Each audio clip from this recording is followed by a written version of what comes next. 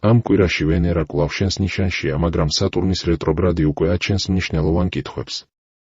შენს კომუნიკაციას მოყვება შედეგები, როგორც პირად, ისე პროფესიულ ურთიერთობებში. ეს პერიოდი არ არის ზედაპირული ცვლილებებისთვის.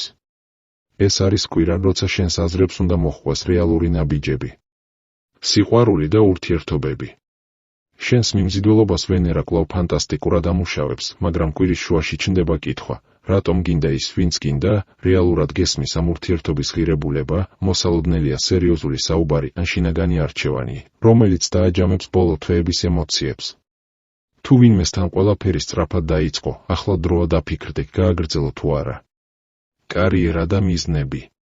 სატურნის რეტრო გიბრუნებს ძველ თემებს, გადახედე გეგმებს, გადაამოწმე, რაზე ხარჯავ დროს, რამდენად მუშაობ რეალურად იმაზე, რაც გინდა.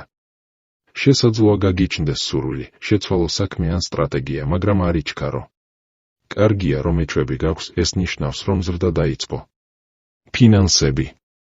შესაძლოა მოულოდნელად წამოჭრილმა ხარჯებმა გაგაბრაზოს, მაგრამ ეს არაა კრიზისი, ესაა სიგნალი, დააფასე, რაც გაქვს, აზროვნება და კომუნიკაცია. შენს სიტყვებს უკვე სხვანაირი წონა აქვს. თუ ადრე მხოლოდ იდეებს აზიარებდი, ახლა ადამიანები ელიან გადაწყვეტილებებს. გამოიყენე შენი ჩვეული მოხერხებულობა, მაგრამ დაამატე სერიოზულობა და ადამიანები სხვანაირად მოგისმენენ. ჯანმრთელობა და ენერგია. ნერვული სისტემის გადატვირთვა მოსალოდნელია, ბევრი ფიქრი, ემოციური დიალოგები და შინაგანი წნევა.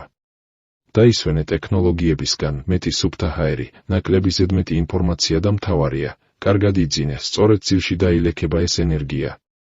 იღბალი. იღბალი ამ კვირაში არის ერთ სიტყვაში, კონკრეტულობა. როცა გექნება მკაფიო გადაწყვეტილება, ბედიც მოვა. არ დაიბნე მრავალფეროვნებით, შეარჩი ერთი და იმოქმედე.